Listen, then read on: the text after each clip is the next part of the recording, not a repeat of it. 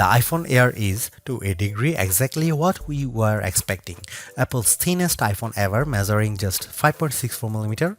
It feels light, balanced, and durable thanks to a grade 5 titanium frame and ceramic shield glass. In the hand, it is sleek and refined. I have been using my sky blue unit for a week now and it is still turning heads. The 6.5-inch Super Retina XDR OLED display is excellent. It is an always-on display that supports ProMotion, HDR, and brightness up to 3000 nits. It is slightly bigger than the iPhone 17's screen, which gives apps, text, and videos more room to breathe, and it looks great whether I'm scrolling TikTok, watching HDR videos, or just browsing outside on a sunny day. iOS 26 feels tailor-made for the Air with its new liquid glass design that looks striking and complements the physical build. Messages now support custom backgrounds, typing indicators, and polls, while the phone app and visual intelligence get useful upgrades. And while Siri's full AI overhaul isn't here yet, Apple Intelligence features are starting to appear. The biggest trade-off comes with the camera setup. There is just a single 48-megapixel camera lens on the rear of the phone. It produces sharp, natural-looking photos and impressive portraits, but you will miss the flexibility of a telephoto or ultra-wide if you are used to them. The selfie camera is excellent too. The Apple's center stage smarts for automatic, wide, and ultra-wide framing, and dual capture is genuinely fun.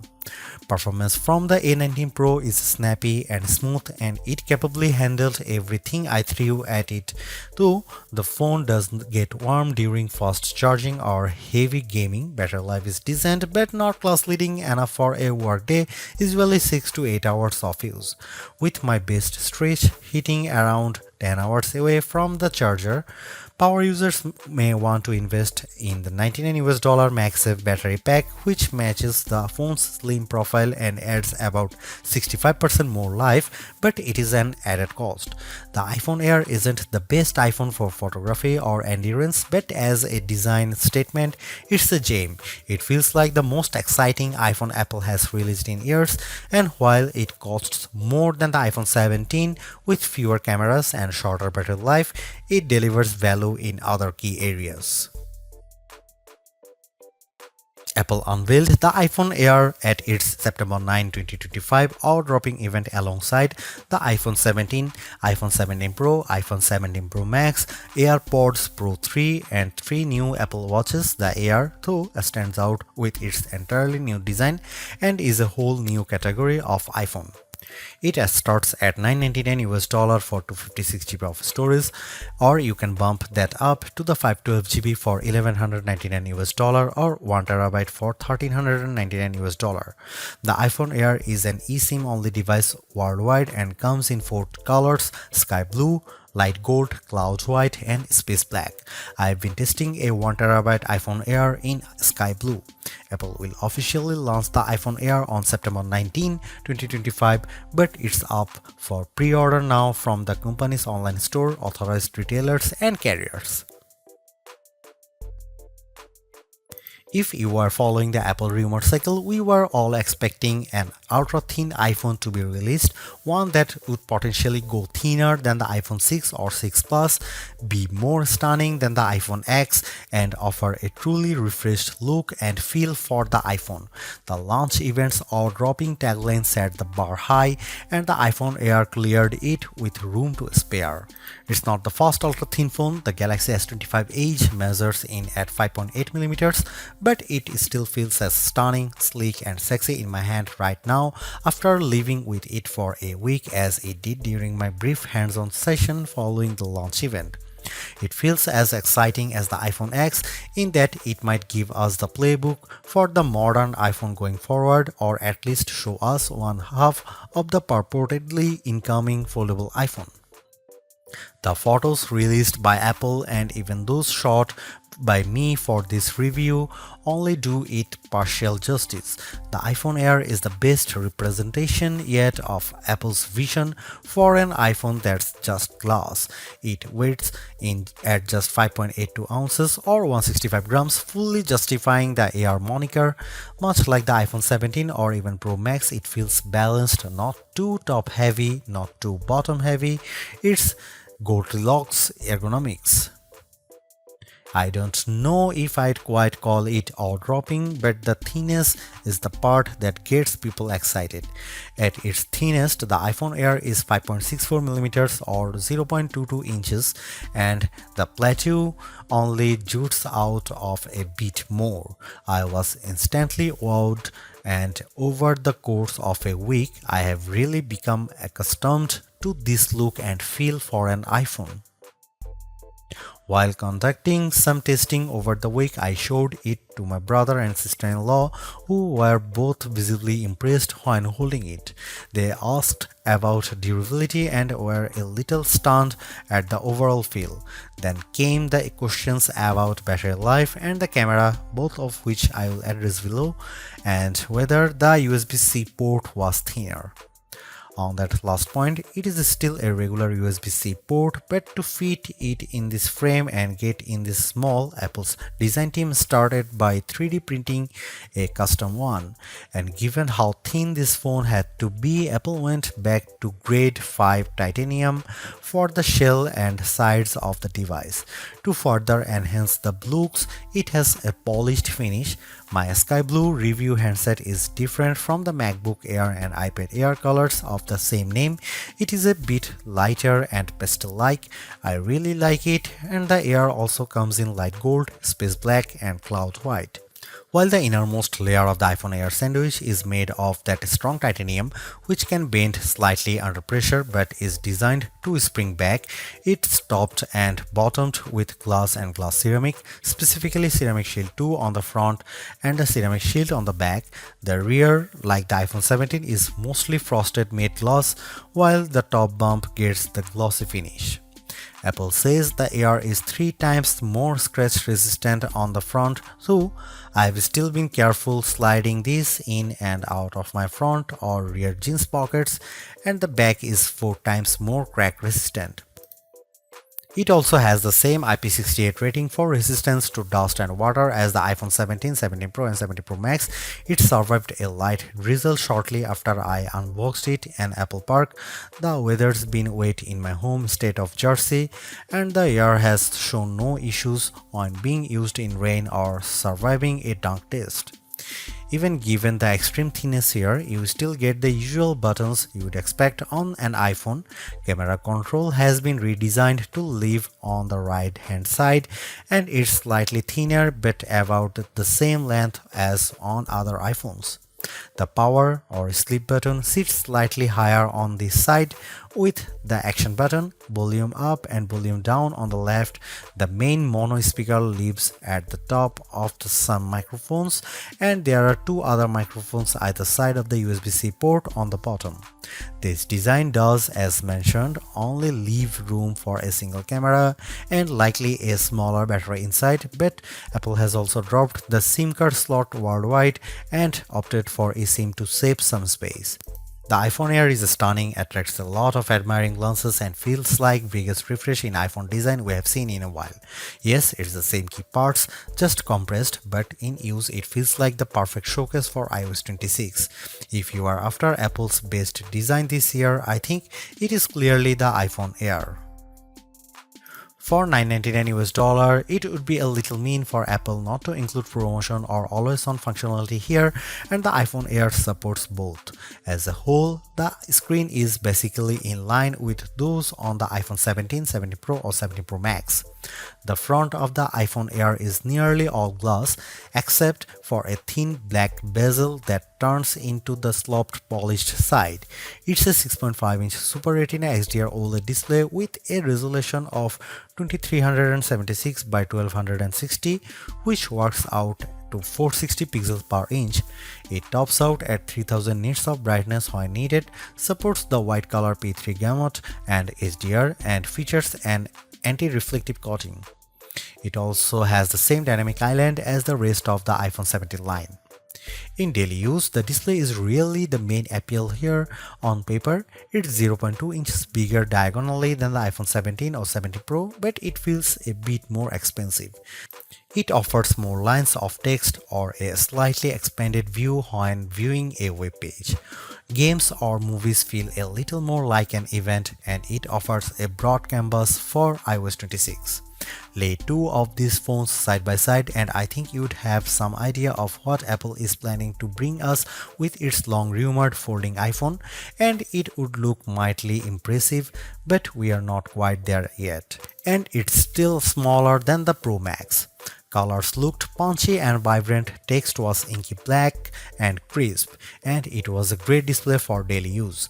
I found that it got bright enough to battle the bright sunshine of California, the late summer sunshine of New Jersey and New York, as well as bright artificial lighting. I liked scrolling TikTok and Instagram Reels or watching a video on it, mainly thanks to the super smooth Pro Motion display. And iOS 26 with its liquid glass makeover looks fantastic here.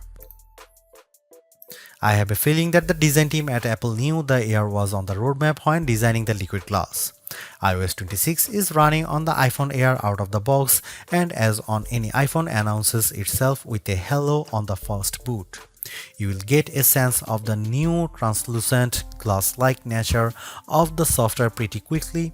It's mostly visible in how notifications refract over your wallpaper or up top with whatever is behind the element. I especially like the way the bottom menu bars look like this, although legibility can be an issue at times depending on what's behind the element. You'll also notice a difference if you use light mode or dark mode. The redesign is only a portion of iOS 26 as Apple's latest OS introduces a number of new features. I am keen to put many of the new parts of messages to the test with my friends and various group chats. With the latter, you will now get typing indicators and you can set a custom background for any message group or individual. This will, I have a feeling, be an especially tough test for legibility with the liquid glass components. You also have the option to add polls in group messages, which is a fun way to decide on activities or maybe pick a restaurant. The phone app is entirely new, though you can switch back, placing your favorites up top, and below that is a combined list of outgoing and incoming calls, missed calls, and even voicemails. It can be a lot to process at first, but after months on the beta, I am more or less used to it, although I have switched back to the original setup occasionally as the new one makes voicemails a little harder to track down. You can also use live translation during calls, which can be helpful for international travel, and I especially like the wait on hold feature. Visual intelligence, which is engaged with a long press of camera control, is a bit smarter here and now identify events to add your calendar and integrate with apps that add support with the API. However, we are still waiting on the full AI-powered Siri, and many of the new Apple Intelligence features aren't front and center here. This is where the compromises necessitated by the iPhone Air's unfeasibly thin design begin. The iPhone Air only features a single 48-megapixel fusion camera on the back. It can shoot at 1x, a sensor crop in 2x, or a maximum digital 10x, but the quality falls off noticeably with the latter. I'll cut to the chase here. If you are after the iPhone with the best cameras or even just some variety for shooting, this is probably not it. Here are some camera samples of the new iPhone Air.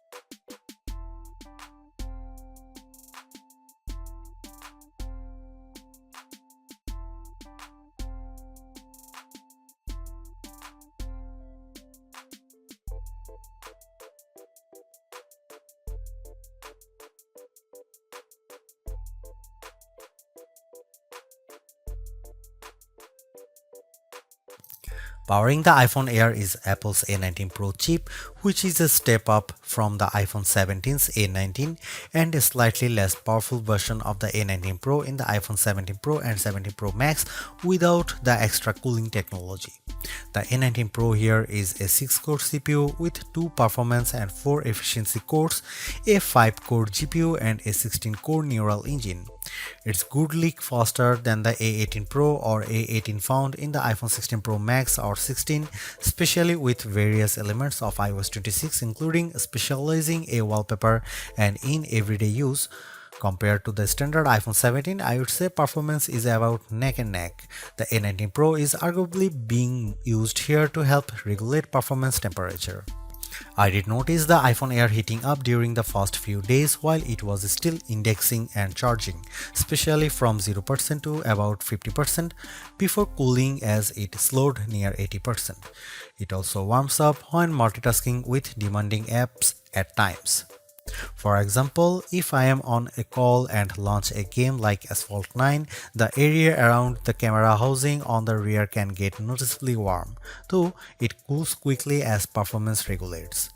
The heat doesn't spread below the Apple logo, and a case like Apple's bumper or clear option helps keep it from your fingertips. Keep in mind that basically all the components do live in the plateau, including the silicone, so it makes sense that the area does heat up. When it comes to non-gaming tasks, though, the iPhone Air handles everything well and delivers strong performance while keeping cool. That was the case with my daily workflow consisting of calls, audio and FaceTime as well as mail, Gmail, Slack, Safari, Chrome, Edits, CapCut, the camera and the other apps. Even with creating a Genmoji or using Image Playground or another facet of Apple Intelligence, the iPhone Air didn't get especially warm. In terms of quantitative testing, the iPhone Air scored slightly higher than the iPhone 17 on Geekbench 6.5 at 3723 on single core and 9665 on multi-core. That's in line with smartphones at this price range, so as we noted in our Galaxy S25 Edge review, that phone has a thermal solution for keeping things cool. The iPhone Air delivers remarkable performance in a super thin and light design that's very durable. I especially like getting A19 Pro power in something this compact, but you have to make some trade-offs for the steep $999 price. You get only a single rear camera, which means no telephoto zoom, ultra-wide or macro shots, and while the Air's battery life is solid, it's a few hours behind the iPhone 17 Pro Max.